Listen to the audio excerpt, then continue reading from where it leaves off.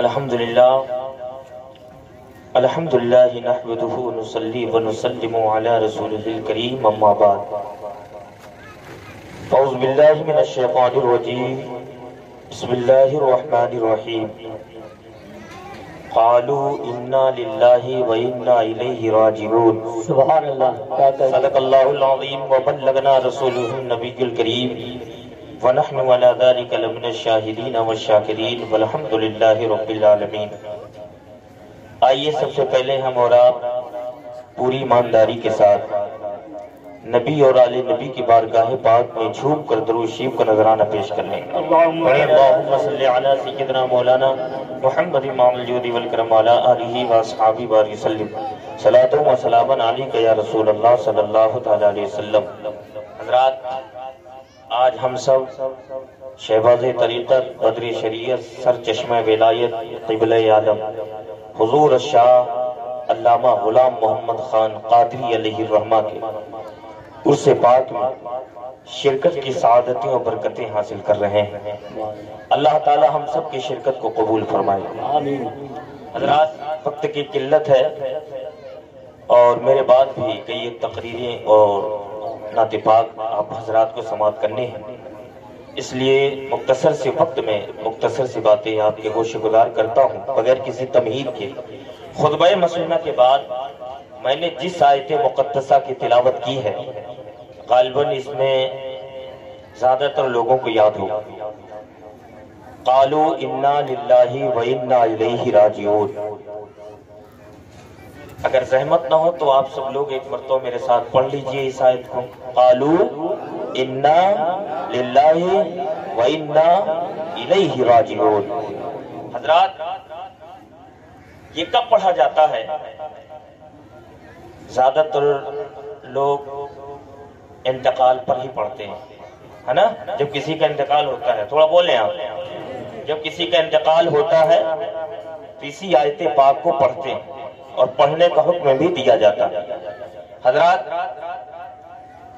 یہ آیت پاک بہت سے لوگ پڑھتے ہیں، انتقال کی خبر سن کر بہت سے لوگ نہیں پڑھتے. سارے حالات تو سن لیتے ہیں، پوچھ لیتے ہیں. انٹرنیٹ کا زمانہ ہے، موبائل سے ہی خبر دی جاتی ہے، سارے حالات پوچھ لیا جاتا ہے اور پوچھنے کے بعد فون کو کٹ کر دیا جاتا ہے، مگر اس آیت کی تلاوت نہیں کرتے. نہ پڑھ کر کے کتنا نقصان کرتے ہیں.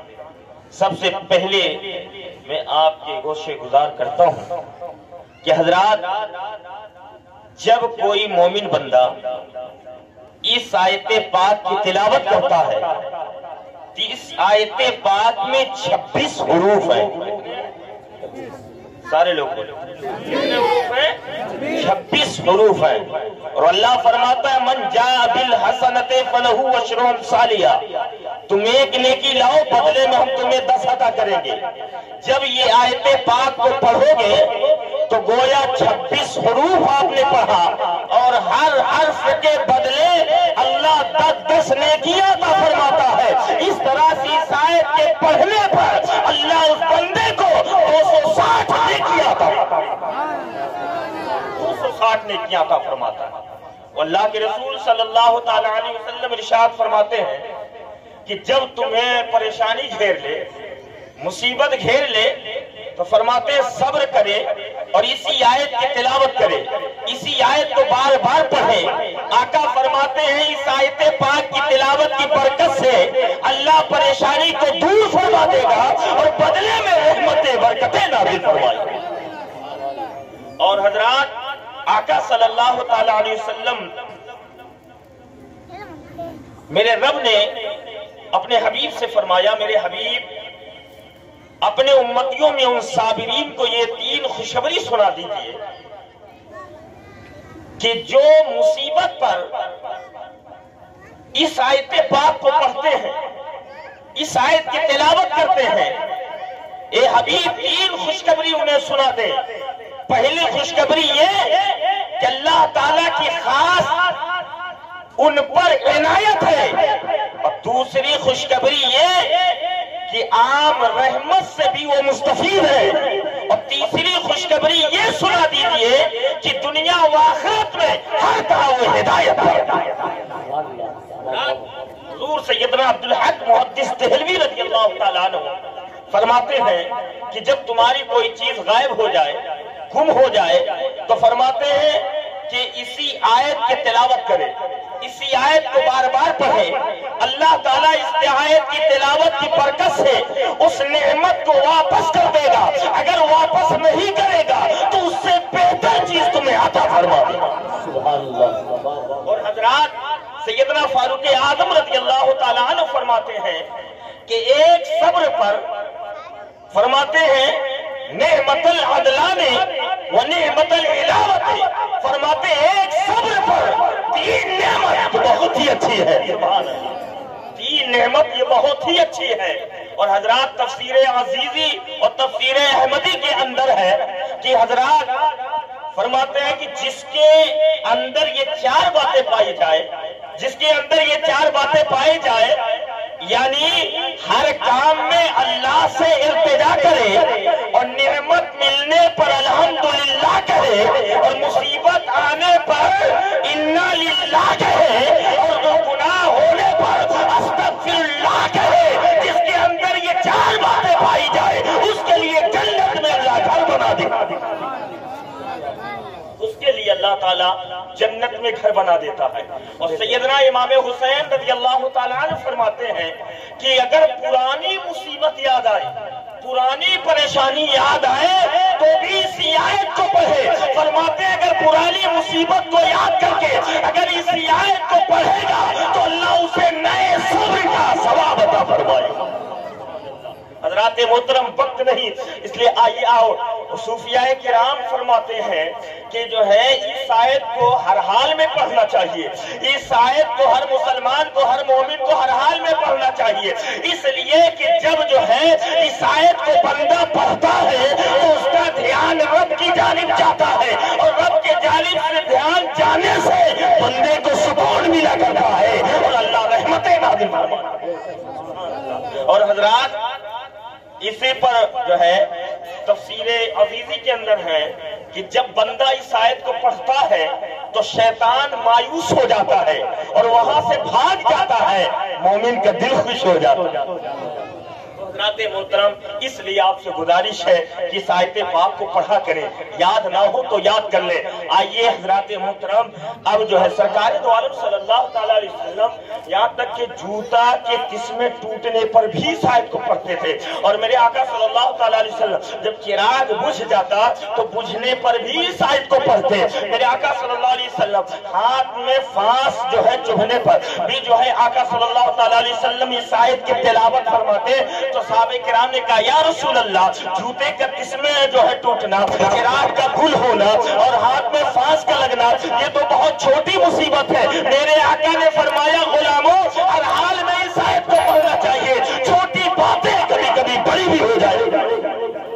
محترم اور سنیے یہ آیت پاک اسی امت کو عطا ہوئی ہے، سبحان اللہ، یہ آیت پاک اسی امت کو عطا ہوئی ہے۔ میرے آقا صلی اللہ تعالیٰ علیہ وسلم فرماتے ہیں کہ یہ آیت ہماری ہی امت کو عطا ہوئی ہے، اس سے پہلے پیغمبروں کو بھی عطا نہ ہوئی، اس لیے یعقوب علیہ السلام یوسف علیہ السلام کی جدائی پر انہوں نے یا اسفا علی یوسف تو کہا ہے، مگر قالوا انا للہ و انا الیہ راجعون نہیں کہا۔ یہ آیت پاک اسی امت کو عطا ہوئی، جب ہمیں عطا ہوئی ہے، ہمیں یہ آیت ملی ہے تو پھر ہمیں پڑھنا چاہیے، ہمیں اس کی تلاوت کرنا چاہیے، اس کی برکتیں حاصل کرنا چاہیے۔ حضرات آئیے، حضرات جو ہے جب انسان کا وقت قریب آتا یعنی اس جسم میں جان آنے کا نام زندگی ہے اور نکل جانے کا نام موت ہے، جب جو ہے موت کا وقت قریب آتا ہے تو ملک الموت ایک نورانی فرشتوں کی جماعت لے کر آتے ہیں اور آنے کے بعد جسم سے روح کو جدا کرتے ہیں، جسم سے روح کو نکالتے ہیں۔ پروردگار فرماتا ہے اے ملک الموت، میرے بندے کے جسم سے روح کو نکال لیا، ہاں مولا نکال لیا، بھائی کو بھائی سے جدا کر دیا، ہاں مولا جدا کر دیا، دوست کو دوست سے جدا کر دیا، ہاں مولا جدا کر دیا، عزیز کو عزیز سے جدا کر دیا، ہاں مولا جدا کر دیا، باپ کو بیٹے سے جدا کر دیا، ہاں مولا جدا کر دیا۔ تو رب فرماتا ہے اے ملک الموت، جب تو نے بھائی کو بھائی سے جدا کیا تو بھائی نے بدلے میں کیا کہا؟ جب عزیز کو عزیز سے جدا کیا تو عزیز نے کیا کہا؟ جب جو ہے دوست کو دوست سے جدا کیا تو دوست نے کیا کہا؟ خاندان کو خاندان سے جدا کیا، تو بدلے میں انہوں نے کیا کہا؟ تو ملک الموت نے کہا مولا جب میں نے دوست کو دوست سے جدا کیا، بھائی کو بھائی سے جدا کیا، باپ کو بیٹے سے جدا کیا، عزیز کو عزیز سے جدا کیا، تو بدلے میں اس کے گھر والوں نے، اس کے عزیز و قریب نے کچھ نہیں کہا۔ اگر کہا ہے تو تیری حمد و ثنا بیان کیے ہیں، تیری کلام کی آیت پاک کی تلاوت کی۔ تو اس کے بعد رب فرشتوں کو فرماتا ہے جنت میں ایک گھر بناؤ اور اس کے دروازے پہ لکھو بیت الحمد، یہ اس کے لیے میری جانب سے انعام ہے۔ کتنے فائدے ہیں حضرات، اگر اسی آیت پر میں گفتگو کرتا رہا تو وقت نہیں ہے، اس لیے آئیے تھوڑا آگے بڑھتا ہوں۔ حضرات انتقال ہونے کے بعد کیا ہوتا ہے؟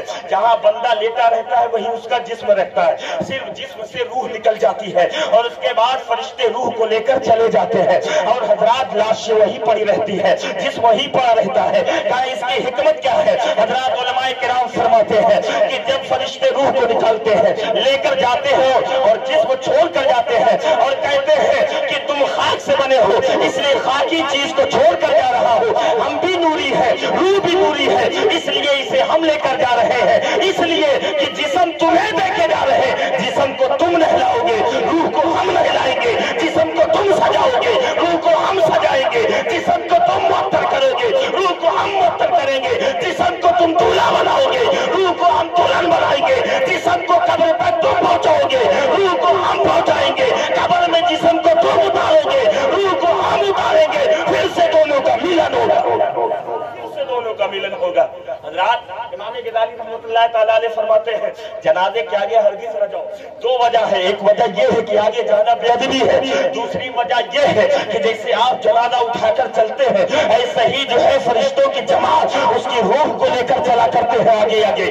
حضرات محترم اب اس کے بعد قبر میں ہر کوئی جاتا ہے، جو نماز چھوڑتا ہے وہ بھی جا رہا ہے قبر میں، جو نماز جو ہے پڑھتا ہے وہ بھی جا رہا ہے، جو گناہ کر رہا ہے وہ بھی قبر میں جانا ہے، جو ہے پرہیزگار وہ بھی جاتا ہے۔ لیکن حضرات جو پرہیزگار ہوتا ہے جب وہ قبر میں جاتا ہے تو اس کے ساتھ کیا معاملات ہوتے ہیں اس کو حضرات تھوڑا اس طرح سے سمجھے اور حضرت کی زندگی سامنے رکھے اور دیکھیں کہ حضرات محترم مثال کے طور پر یہ علامہ فرید الرضا صاحب ہیں، نقیب اہل سنت ہے، اگر یہ جو ہے میرے پاس مٹھائی کا ایک ڈبہ لے کر آئے اور کہے کہ مشاہد رضا فلاں صاحب نے آپ کو یہ مٹھائی کا تحفہ بھیجا ہے، اب اچھا یہ بتائیے وہ مٹھائی کا جو ہے ڈبہ لینے کے بعد مجھے خوشی ہوگی کہ نہیں؟ بولیے نا، خوشی ہوگی نا۔ کوئی اگر مجھے تحفہ بھیجے، تحفہ پا کر مجھے خوشی ہوگی، روز تحفہ آتا رہا، روز تحفہ آتا رہا اور تحفہ پا کر میں خوش ہوتا رہا۔ ایک دن اتفاق کی بات کہ تحفہ لانے والا وہ خالی ہاتھ آیا، میں نے کہا جناب کیا ہوا؟ آج جو تحفہ بھیج رہا تھا وہ تحفہ کیوں نہیں بھیجا ہے؟ تو انہوں نے کہا سنیے وہ تحفہ روز بھیجتے تھے، میں لاتا تھا، لیکن آج وہ تحفہ نہیں بھیجے۔ میں نے کہا پھر؟ کہا وہ بلکہ خود سراپا آ رہے ہیں۔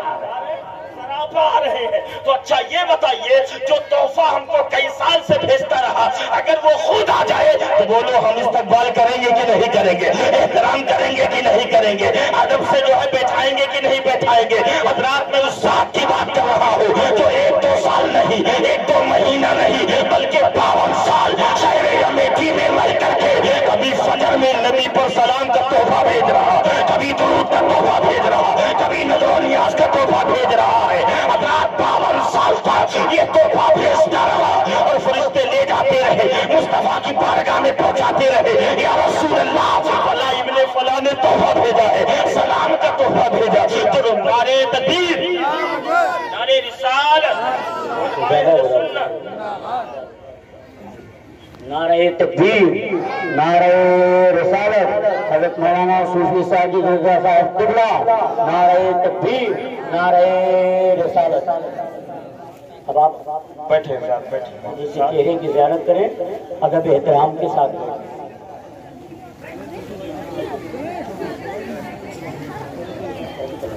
بولنے میں غلطی ہو اللہ معاف فرمائے۔ استغفر اللہ ربی من کل ذنب واتوب الیہ، لا الہ الا اللہ محمد رسول اللہ صلی اللہ تعالی علیہ وسلم۔